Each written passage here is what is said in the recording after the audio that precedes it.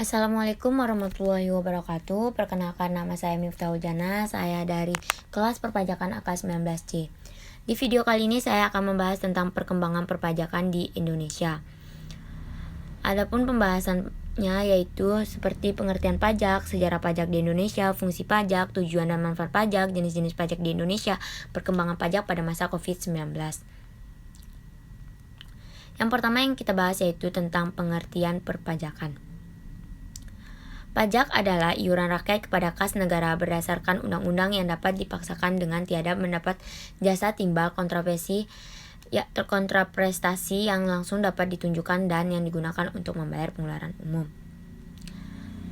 Dari definisi tersebut dapat disimpulkan bahwa pajak memiliki unsur-unsur: yang satu, iuran; yang kedua, berdasarkan undang-undang; yang ketiga, tanpa jasa timbal atau kontraprestasi dari negara yang secara langsung dapat ditunjuk; yang keempat, digunakan untuk membiayai rumah tangga negara. Adapun sejarah perpajakan di Indonesia saya akan bahas sedikit, yaitu pada mulanya pajak merupakan suatu upeti pemberian secara cuma-cuma, namun sifatnya merupakan suatu kewajiban yang dapat dipaksakan yang harus dilaksanakan oleh rakyat masyarakat kepada seseorang raja atau penguasa. Selanjutnya kita beralih ke tujuan dan manfaat pajak, yaitu yang pertama untuk pembangunan, yang kedua pajak untuk pengeluaran negara reproduktif, yang ketiga pajak untuk pemberian subsidi, yang keempat pajak untuk sediakan layanan transportasi publik, dan selanjutnya beralih ke jenis-jenis pajak di Indonesia. Yang pertama pajak penghasilan yaitu PPh, yang kedua pajak pertambahan nilai yaitu PPN, yang ketiga pajak penjualan atas barang mewah yaitu PPNBM. Selanjutnya kita beralih ke perkembangan pajak pada masa COVID-19.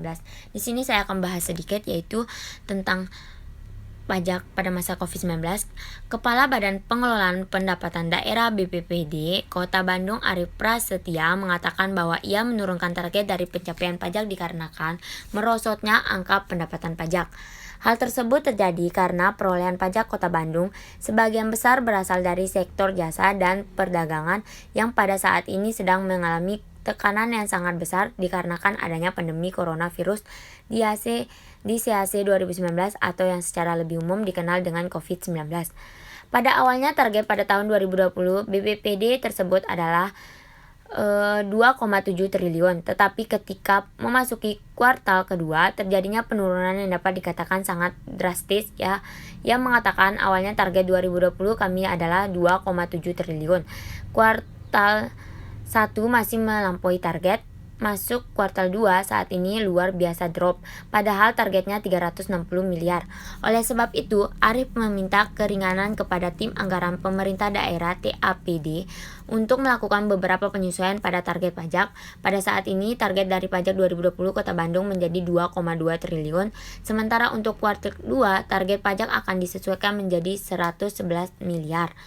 Tetapi walaupun terjadinya penurunan secara drastis, Morgan Stanley melakukan perkiraan pada ekonomi Indonesia. Ia menjelaskan bahwa perekonomian Indonesia akan mulai kembali pulih pada kuartal 4 2020 atau kuartal 1 2021 mendatang. Ekonomi Indonesia bersama Filipina, Korea, India, hingga Taiwan diperkirakan akan bangkit setelah Cina. Lembaga riset internasional tersebut memberikan perkiraan bahwa pertumbuhan ekonomi Indonesia pada kuartal 3 2020 akan minus sebesar 1,5% dan pada kuartal 4 2020 akan minus sebesar 0,5%, sehingga secara menyeluruh ekonomi Indonesia pada tahun 2020 akan mengalami pembenaran sebesar 1%. Selanjutnya kita beralih ke Kesimpulannya yaitu pada mulanya pajak merupakan suatu upeti pemberian secara cuma-cuma, namun sifatnya merupakan suatu kewajiban yang dapat dipaksakan yang harus dilaksanakan oleh rakyat masyarakat kepada seorang raja dan penguasa. Namun saat ini pajak adalah kewajiban warga negara yang merupakan wujud pengabdian terhadap negara yang timbal baliknya tidak dapat dirasakan secara langsung oleh wajib pajak dan bersifat memaksa. Saat ini peranan pajak sebagai salah satu tulang punggung penerimaan negara sangat penting, karena pajak merupakan sumber utama pembiayaan pemerintah dan pembangunan.